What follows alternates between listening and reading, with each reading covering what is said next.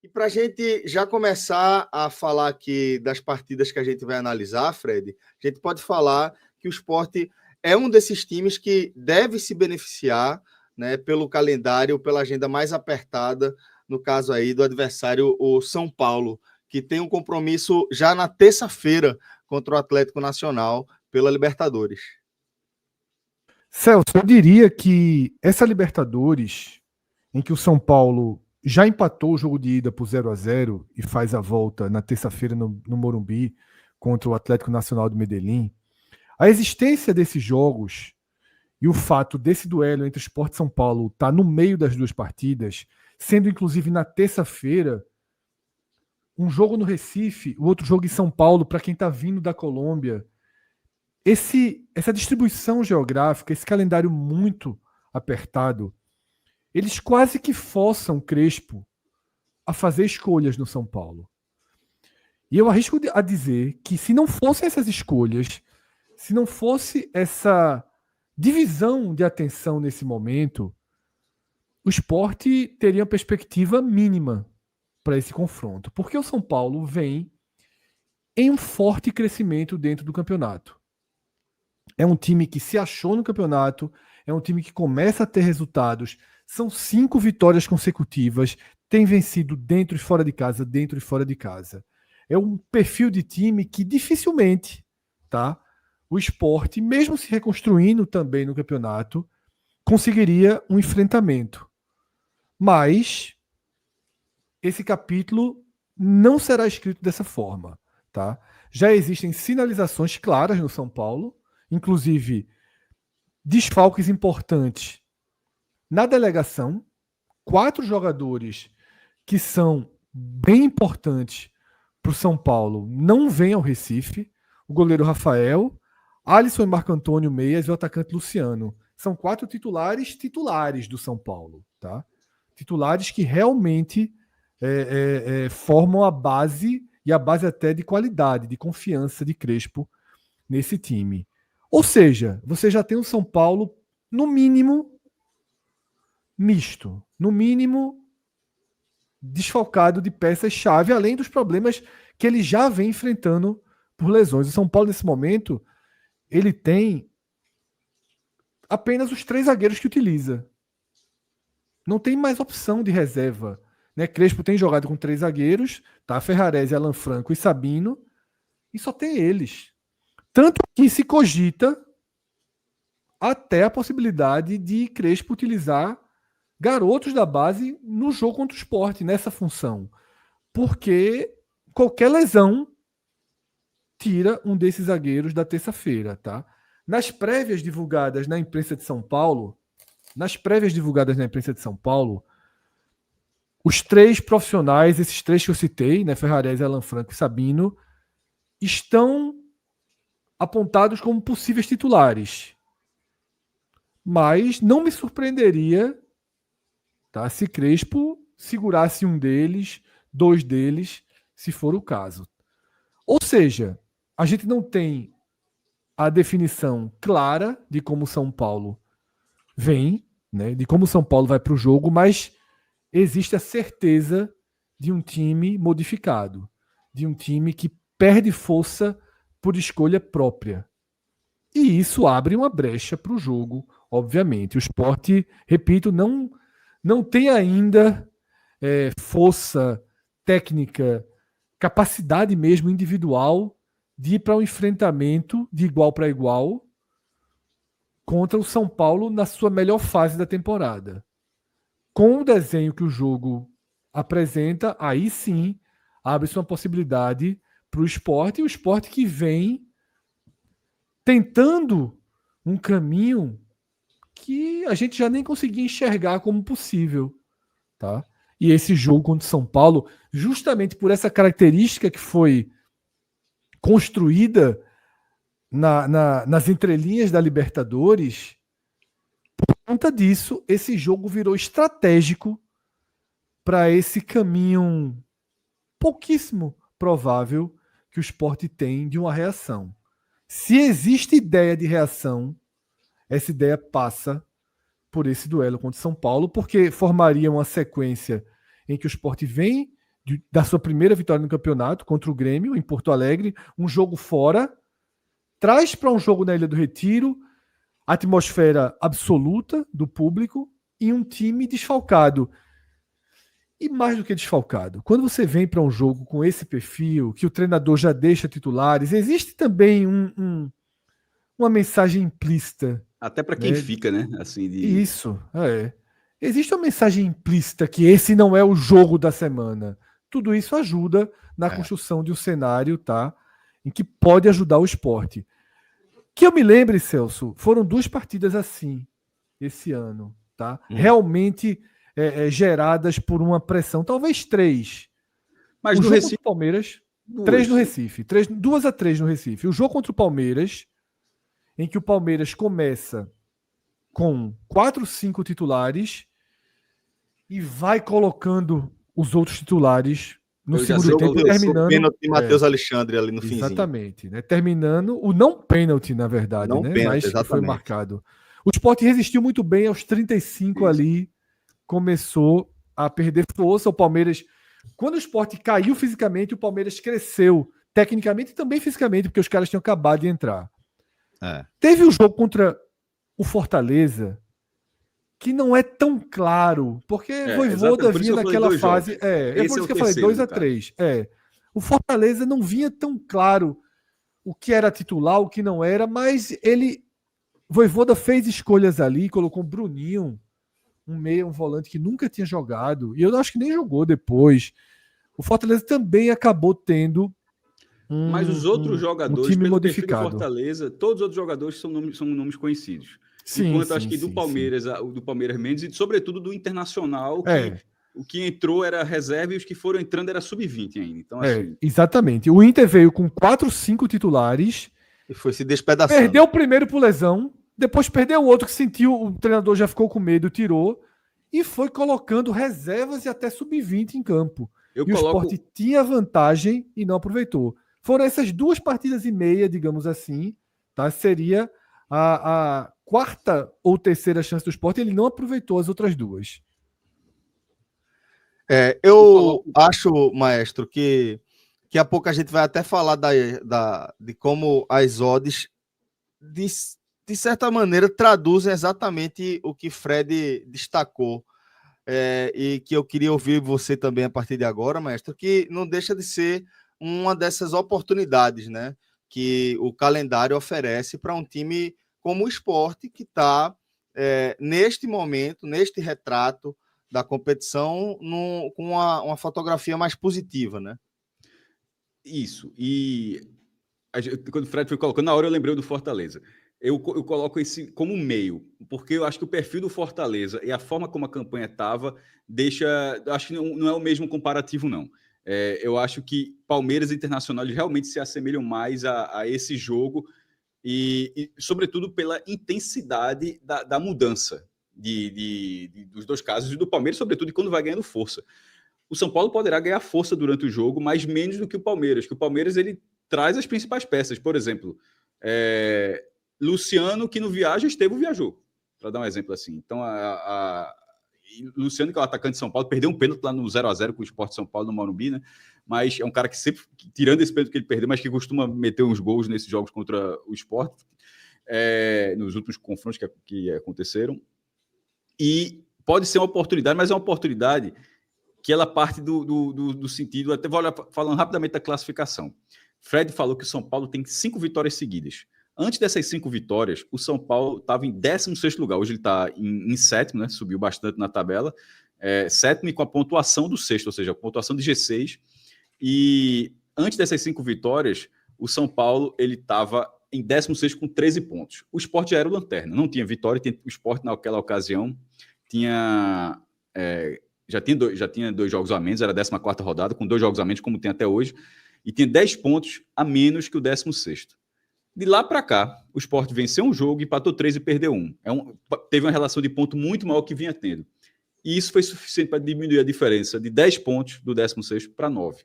É uma caminhada lenta. Agora, nem todo mundo andou muito. A esperança para o torcedor do Sport, o que mantém é que essa reação ela passa a ser um pouco mais intensa agora, e aí vem uma janela, em tese, uma janela de oportunidade como essa contra o São Paulo, que a gente, no raio-x, Celso, que a gente gravou nessa semana, a gente falou que é que poderia, a coisa que o torcedor do esporte devia ficar atento. Tem que ficar atento primeiro em Atlético Nacional e São Paulo. Era deixar. A única coisa que não podia acontecer era o seguinte: era o São Paulo fazer o que o Palmeiras fez com o Universitário, meter um 4-0 e matar o jogo da volta, ou o Atlético Nacional aplicar uma goleada que deixasse a situação quase irreversível, onde você já começa a aceitar a queda e já olha para o brasileiro.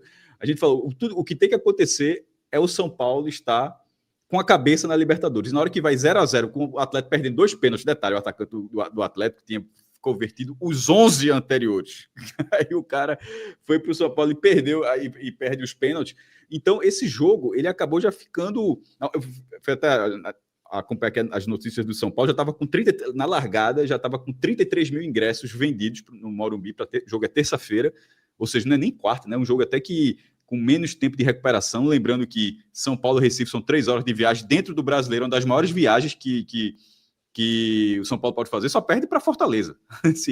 Então são 3 horas para ir, 3 horas para voltar, não tem escala, né? Recife, São Paulo, Recife. Aliás, São Paulo, Recife e Recife, São Paulo.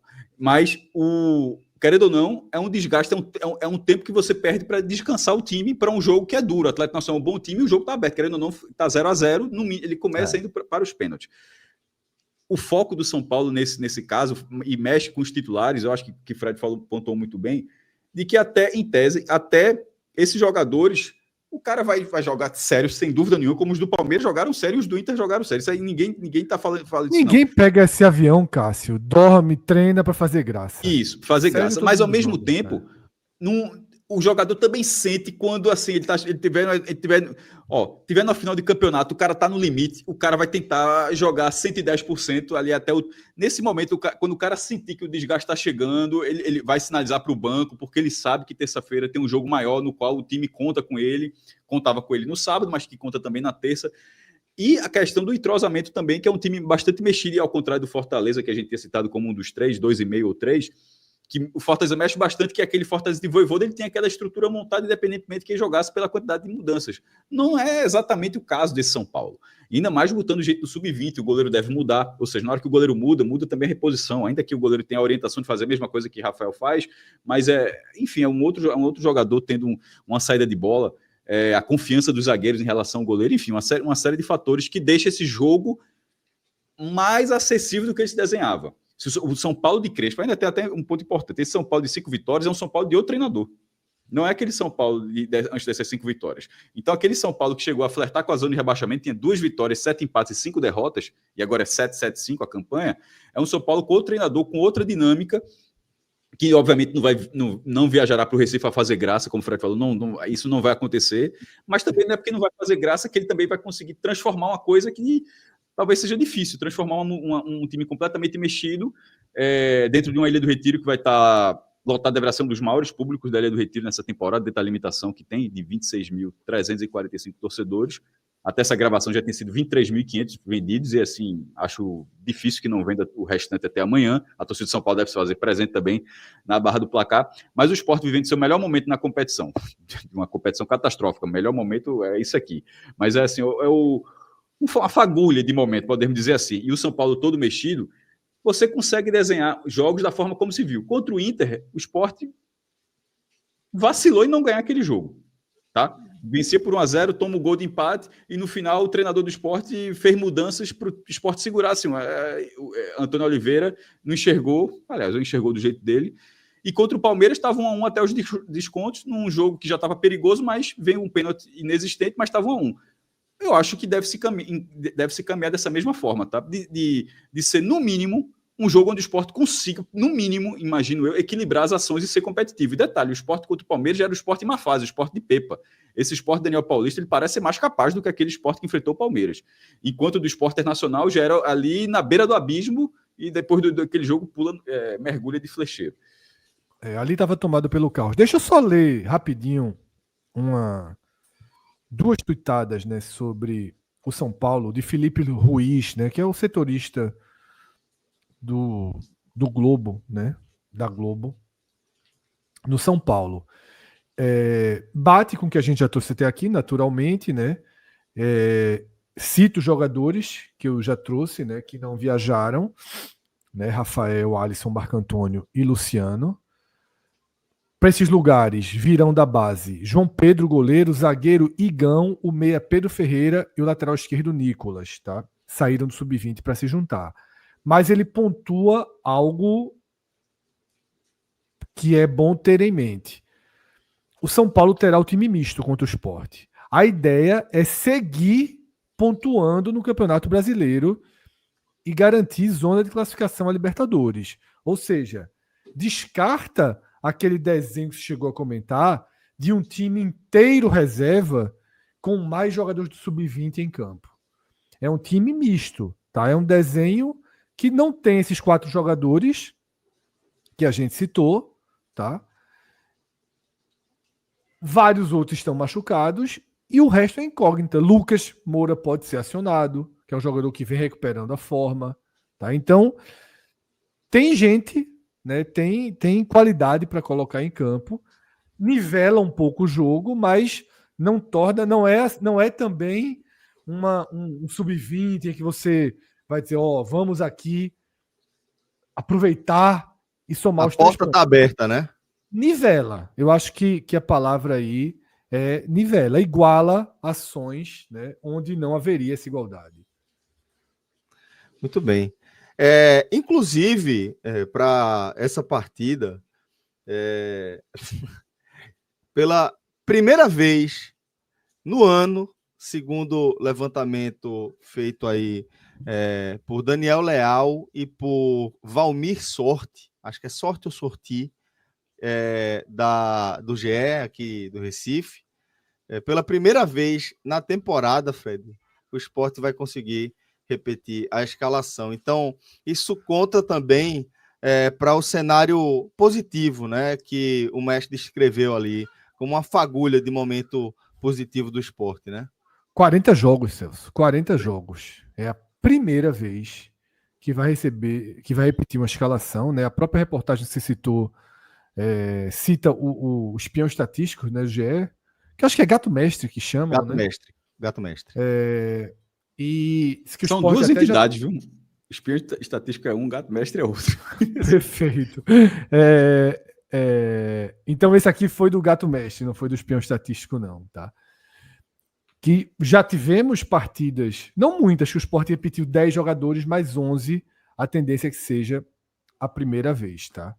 Essa escalação que vai ser repetida, né? Todo mundo sabe. Gabriel, goleiro, ganhou a posição. Matheus Alexandre vem se recuperando. Thierry e Ramon, que encaixaram bem. Cariús, só tem tu, vai tu mesmo, na lateral esquerda. Rivera. E aí o Sport fez o que tinha que fazer em relação a Zé Lucas, tá? Zé Lucas teria um compromisso com a seleção brasileira para 2 amistosos contra Costa Rica, seleção sub-17, e vem para esse jogo, tá? Detalhe, Zé Lucas está com 2 cartões amarelos. Ele pode acabar, né, sofrendo terceiro. A posição dele sugere talvez uma estratégia de tabela para o Sport também, tá? E não sei se houve alguma negociação caso ele leve o terceiro, poder se apresentar à seleção. Então, tem essa possibilidade aí no entorno de Zé Lucas, tá? O meio de campo, Lucas Lima completa esse meio de campo, e aí na frente a gente tem Mateuzinho, Derek de centroavante, e eu deixei por último o Léo Pereira, porque Léo Pereira entrou como titular, ganhou a posição de Barleta no jogo contra o Grêmio, e convenhamos, dentro de campo ele de fato ganhou a posição. Então, Celso, a gente tem o Sport de Daniel Paulista em campo. Eu acho que é a melhor forma de eu resumir. O Sport de Daniel Paulista já é um Sport com um sistema ofensivo, os 3 atacantes completamente diferente do que vinham jogando, tá? E Ramon com o Thierry também. Thierry não trabalhou, basicamente foi preterido por Antônio Oliveira quando começou a ter condições de jogo. Eu não estou nem dizendo aí que foi questão só de não querer que Thierry jogasse, tinha questões físicas ali também. Depois disso teve toda a parada, né, do Mundial para Thierry atingir uma melhor condição física. Então, qual é a diferença do Sport Daniel Paulista para para o outro, na essência, um novo goleiro, Gabriel, uma nova dupla de zaga, um novo Matheus Alexandre e um novo trio de ataque. Taticamente, esse trio de ataque ele não abre mão, não tem muito isso de coloca Têncio com o Lucas Lima. Daniel gosta de ter esses pontas rápidos. É difícil afinar o instrumento, Fred. É difícil. Isso. Daniel gosta dos pontas rápidos, tá? É uma característica melhor para um time de Série B, né? Um time que vem da Série B. Você vir focado em marcação mais forte, pontas rápidas. O Sport não tinha isso, né, na primeira parte do Brasileiro. E é isso que o Sport tem de melhor, Celso. É uma escalação que eu acho que não tem, assim, alguém para levantar a mão e dizer, por que não? Não tem por que não. O time é esse, ponto. O time é esse. E aí eu tinha falado um pouco mais cedo que, de certa forma, as odds elas ajudavam a gente a entender ou reforçar o cenário que Fred e que Cássio descreveram, né? Aqui, abrindo o site da Bet Nacional, você pode fazer isso tanto apontando a câmera do seu celular para esse QR Code aqui abaixo ou indo lá no betnacional.bet.br. Você também pode fazer o download do aplicativo da Bet Nacional. Mas o mais importante de tudo é você não esquecer de jogar com responsabilidade, tá, galera? Muita responsabilidade, a gente sempre destaca aqui. Você precisa estabelecer ali um teto mensal para ter esse tipo de gasto com as apostas, com o jogo e sempre dentro do que a sua realidade financeira permite. Mas a gente gosta de destacar as odds, Fred, porque o algoritmo, né, o robusto, né, das bets que alimenta as odds, ele acaba servindo também de norte, eles trazem também informações nas entrelinhas, né? Então, o jogo entre Sport e São Paulo, dada essa incerteza, né, ela não vai traduzir ali em odds a superioridade que o São Paulo teria, mas também o momento que o Sport vive deixa longe de apontar o Sport como um clube seguro. Então, as odds, para o momento que a gente estava gravando aqui, apontam aí 2,93 para a vitória do Sport, 2,61 para a vitória do São Paulo e 2,98 para o empate. Então, acho que tá basicamente o que a odd diz assim, pode dar qualquer coisa. Exatamente. O São Paulo tem aí um levíssimo favoritismo, né? 2,6 contra 2,9. Que é até natural. Sim, e o empate também os mesmos 2,9. E, na verdade, é o famoso pode dar qualquer coisa. E se eu posso dar uma dica, passe longe. Tá?